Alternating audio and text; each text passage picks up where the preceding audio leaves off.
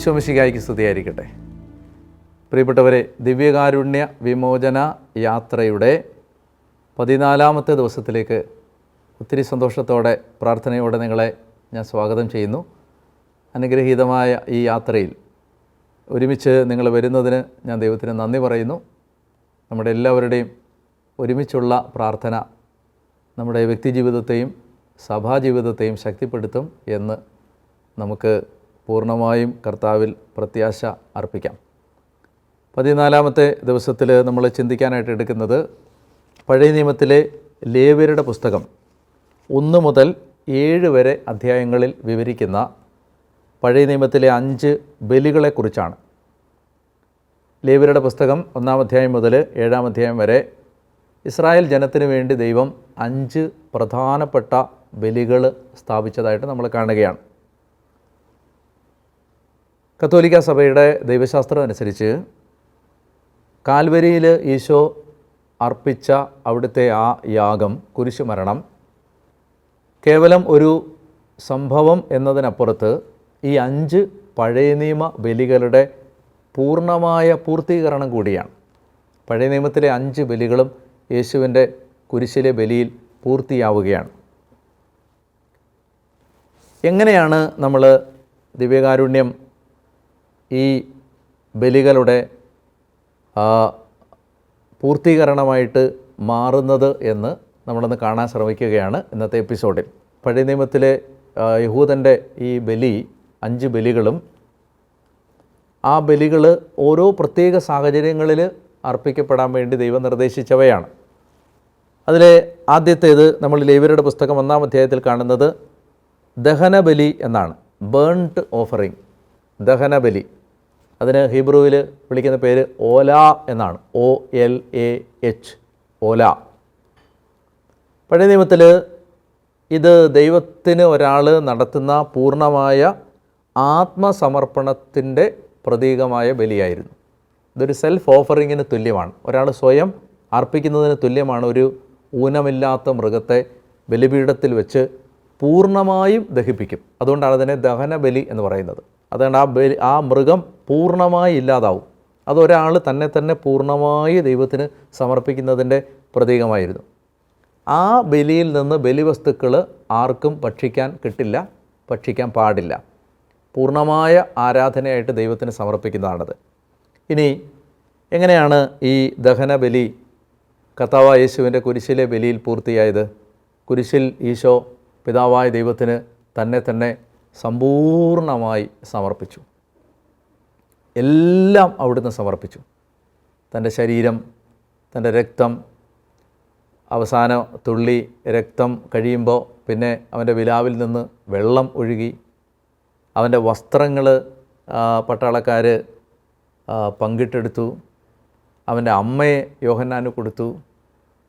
സമ്പൂർണ്ണമായിട്ട് ഈശോ പൂർണ്ണമായിട്ടും ഒടുവിൽ അവൻ്റെ ആത്മാവിനെ സമർപ്പിച്ചു എന്ന് നമ്മൾ കാണുന്നില്ല. അവസാനം എല്ലാം പൂർത്തിയായെന്ന് പറയുമ്പോൾ അത് സമ്പൂർണ്ണമായ ആത്മദാനം ആയിരുന്നു. ഒന്നും പിടിച്ചു വെക്കാതെ എല്ലാം കൊടുത്തു തീർത്തതാണ് കുരിശിൽ നമ്മൾ കാണുന്നത്.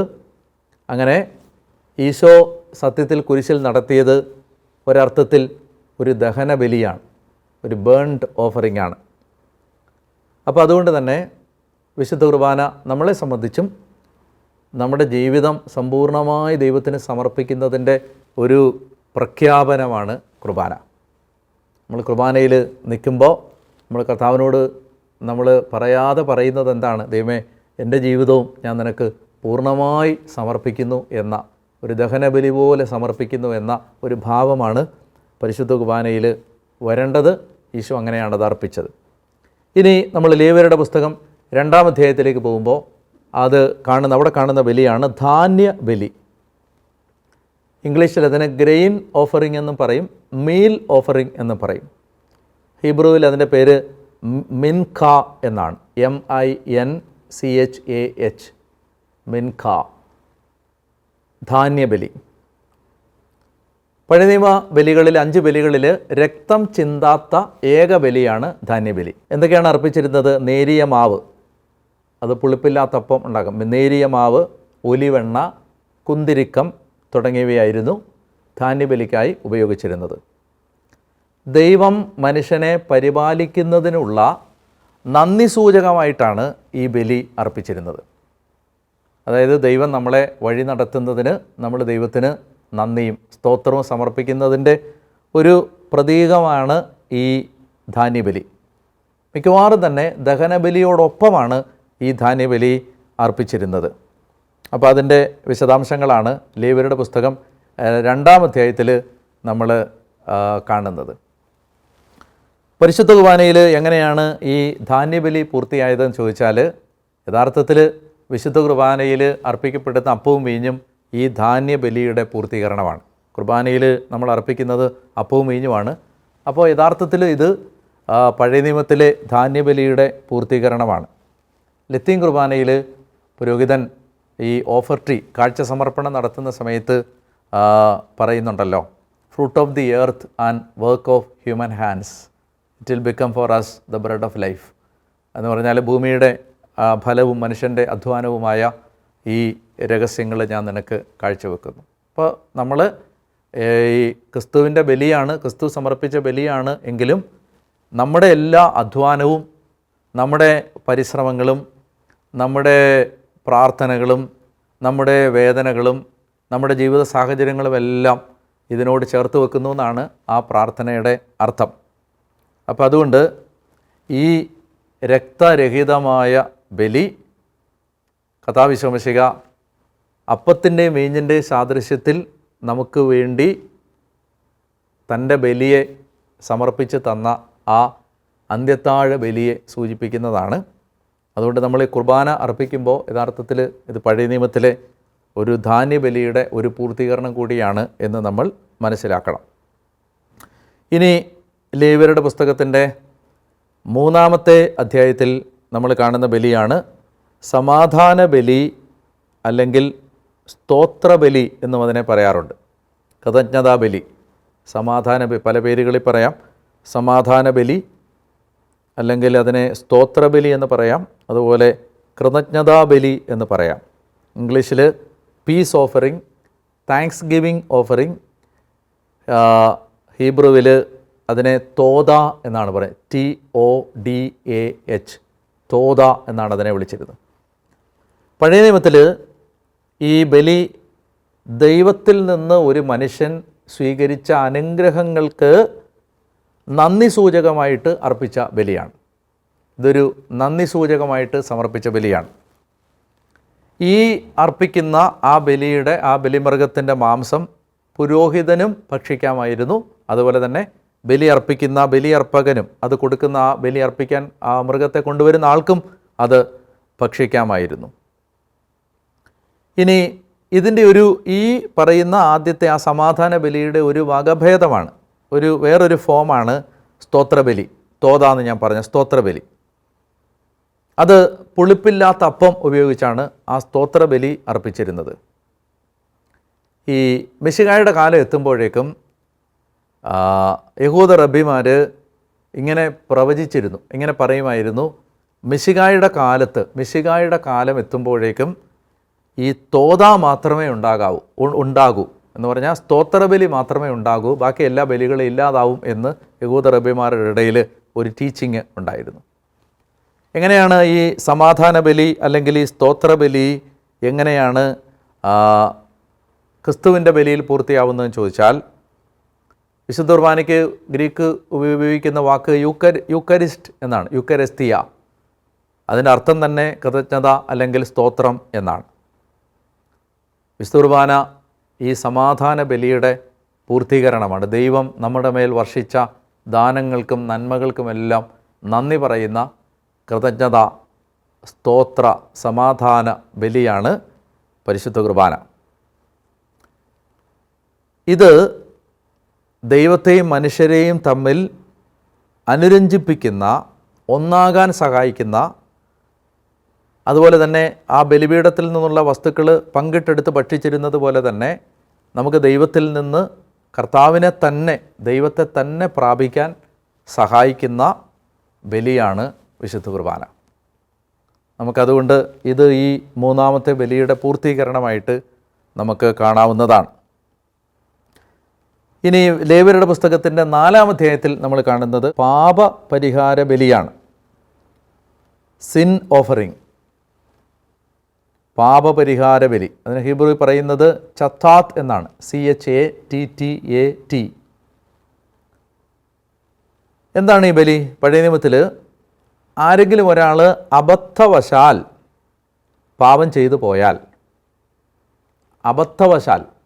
പോയാൽ ഒരു മൃഗത്തെ കൊണ്ടുവന്ന് ആ മൃഗത്തെ ബലിയർപ്പിച്ച് മൃഗത്തിൻ്റെ രക്തം ബലിപീഠത്തിൽ തളിക്കും. ഇത് പാപപരിഹാര ബലിയാണ്. അതായത് ആരെങ്കിലും അറിവില്ലായ്മ മൂലം പാപം ചെയ്താൽ ഈ മൃഗത്തെ കൊണ്ടുവന്ന് ആ മൃഗത്തിൻ്റെ രക്തമെടുത്ത് അത് ശ്രീകോവിലിലും ബലിപീഠത്തിലുമൊക്കെ തളിക്കുന്ന അങ്ങനെ ഒരു ബലിയായിരുന്നു അത്, പാപത്തിന് പരിഹാരമായിട്ട്. പുതിയ നിയമത്തിലേക്ക് വരുമ്പോൾ മനുഷ്യകുലത്തിൻ്റെ മുഴുവൻ പാപങ്ങളും ഏറ്റെടുത്ത് തന്നെ ബലിയാക്കി മാറ്റിയ കർത്താവായ യേശുവിൻ്റെ കുരിശിലെ ആ ബലി മനുഷ്യൻ്റെ പാപപരിഹാരത്തിന് വേണ്ടി അർപ്പിക്കപ്പെട്ട ബലിയാണ്. അതുകൊണ്ടാണ് കുർബാനയുടെ സ്ഥാപന വചനത്തിൽ ഇത് പാപമോചനത്തിനായി അനേകർക്ക് വേണ്ടി ചിന്തപ്പെടുന്ന എൻ്റെ രക്തമാണ് എന്ന് പറയുന്നത്. മാരക പാപങ്ങൾ നമ്മൾ കുമ്പസാരക്കൂട്ടിൽ ഏറ്റുപറഞ്ഞ് മോചനം പ്രാപിക്കും. സഭയുടെ പ്രബോധനം അനുസരിച്ച് വിശുദ്ധ കുർബാനയിൽ വീനിയൽ സിൻസ്, ലഘുപാപങ്ങളെല്ലാം തന്നെ പരിഹരിക്കപ്പെടുന്നുണ്ട്. ഞങ്ങളുടെ മലങ്കര കുർബാനയിൽ ഈ വിശ്വാസ പ്രമാണത്തിന് മുമ്പ് ഒരു അബ്സല്യൂഷൻ പ്രാർത്ഥനയുണ്ട്. എന്ന് പറഞ്ഞാൽ ഒരു പാപമോചന പ്രാർത്ഥന തന്നെയുണ്ട്. അതിൻ്റെ അവസാനം എങ്ങനെയാണ്? ദൈവത്തിൽ നിന്ന് കടങ്ങൾക്ക് പരിഹാരവും പാപങ്ങൾക്ക് മോചനവും 2 ലോകങ്ങളിൽ എന്നേക്കും ഉണ്ടാവട്ടെ എന്ന് പറഞ്ഞ് കുമ്പസാരക്കൂട്ടിലെ അതേ അബ്സല്യൂഷൻ തന്നെയാണ് കുർബാനയിലും ലഭിക്കുന്നത്. അതൊരു പാപപരിഹാര ബലിയാണ്. ഇനി അവസാനത്തേത് പ്രായശ്ചിത്ത ബലിയാണ്. അവസാനത്തെ ബലി പ്രായശ്ചിത്ത ബലിയാണ്. അതിനെക്കുറിച്ച് നമ്മൾ കാണുന്നത് 5-ാം അധ്യായത്തിൻ്റെ അവസാനത്തെ ഭാഗത്താണ്. 5-ാം അധ്യായത്തിൻ്റെ അവസാന ഭാഗത്താണ് നമ്മൾ പ്രായശ്ചിത്ത ബലിയെക്കുറിച്ച് കാണുന്നത്. ഗിൽറ്റ് ഓഫറിങ് എന്നാണ് അതിനെ വിളിക്കുന്നത് ഇംഗ്ലീഷിൽ. Guilt offering.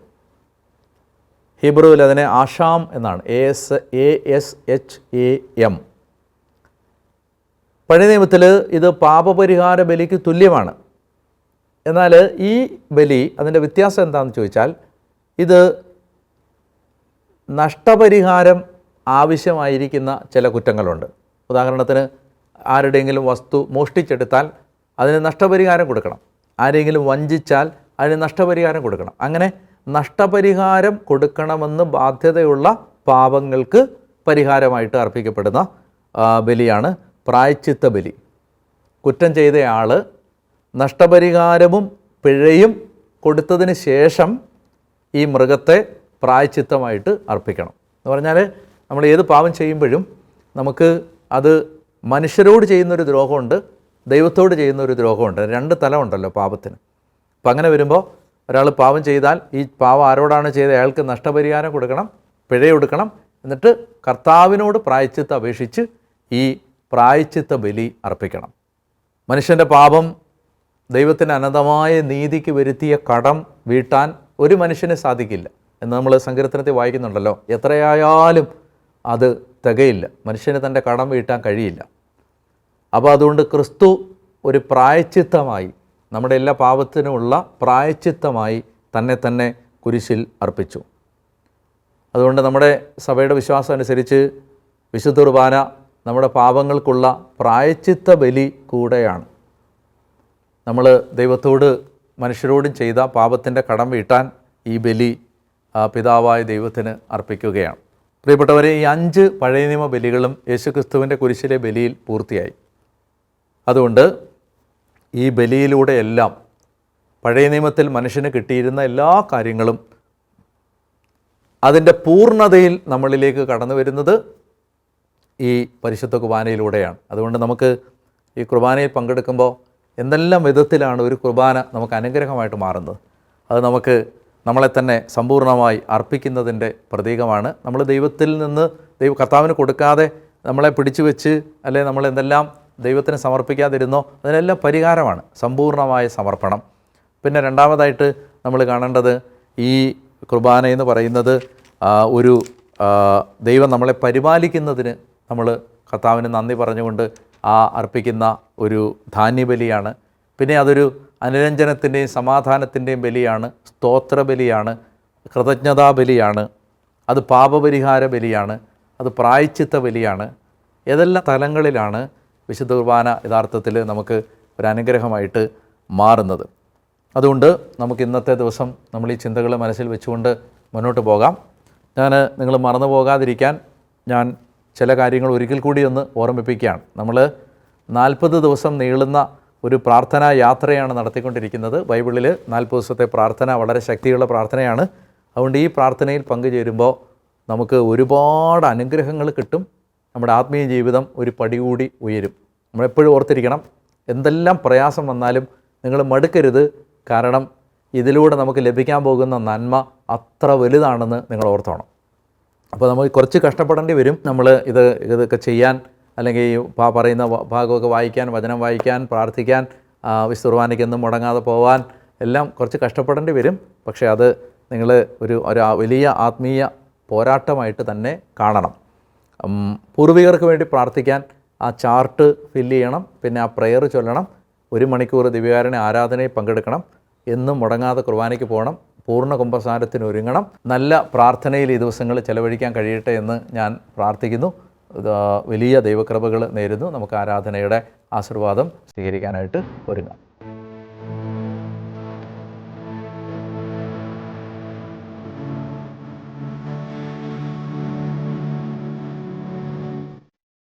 പരിശുദ്ധ പരമാദിവ്യകാരുണ്യേശോയ്ക്ക് നേരവും ആരാധനയും സ്തുതിയും പുകഴ്ചയും ഉണ്ടായിരിക്കട്ടെ.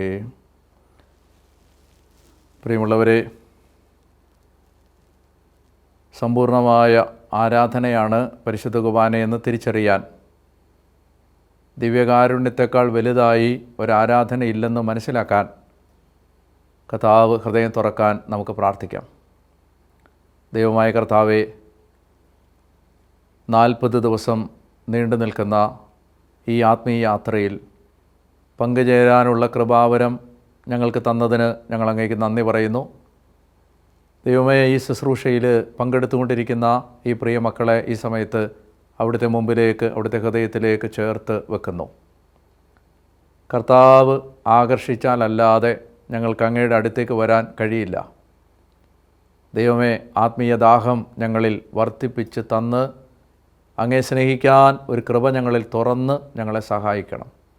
പ്രത്യേകിച്ച് കർത്താവേ, ഞങ്ങൾ നടത്തുന്ന ഏത് പ്രാർത്ഥനയെക്കാളും മഹോന്നതമാണ് ദിവ്യകാരുണ്യ അർപ്പണം, പരിശുദ്ധ കുർബാനയിൽ പങ്കെടുക്കുന്നത് എന്ന് തിരിച്ചറിയാൻ ഞങ്ങളുടെ യഥാർത്ഥ സമ്പൂർണ്ണ ആരാധന യേശുക്രിസ്തുവിൻ്റെ കുരിശിലെ ബലിയിൽ പങ്കെടുക്കുന്നതാണെന്ന് തിരിച്ചറിയാൻ ഞങ്ങളെ സഹായിക്കണമേ.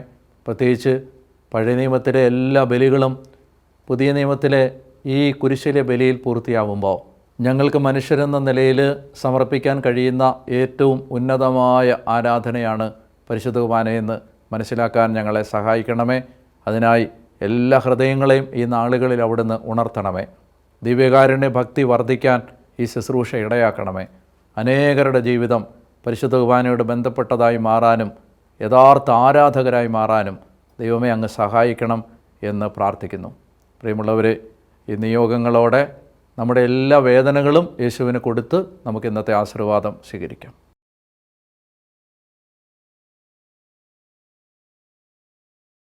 സർവശക്തനായ ദൈവം നിങ്ങളെ അനുഗ്രഹിച്ച് ആശീർവദിക്കട്ടെ. നിങ്ങളുടെ കുടുംബങ്ങൾ, നിങ്ങളുടെ വ്യക്തിജീവിതം, നിങ്ങളുടെ ദാമ്പത്യം, നിങ്ങളുടെ ബന്ധങ്ങൾ, നിങ്ങളുടെ വരുമാന മാർഗങ്ങൾ, നിങ്ങളുടെ മക്കൾ, നിങ്ങളുടെ തലമുറകൾ, നിങ്ങളുടെ വാഹനങ്ങൾ, നിങ്ങളുടെ ജീവിതവുമായി ബന്ധപ്പെട്ട മേഖലകളെല്ലാം കർത്താവ് ആശീർവദിച്ച് അനുഗ്രഹിക്കട്ടെ. ദൈവമായ കർത്താവ് ദൈവത്തോടുള്ള അഗാധമായ സ്നേഹം, ഈശോയോടുള്ള ആഴമായ ബന്ധം നിങ്ങളുടെ ഹൃദയത്തിൽ വർദ്ധിപ്പിക്കട്ടെ.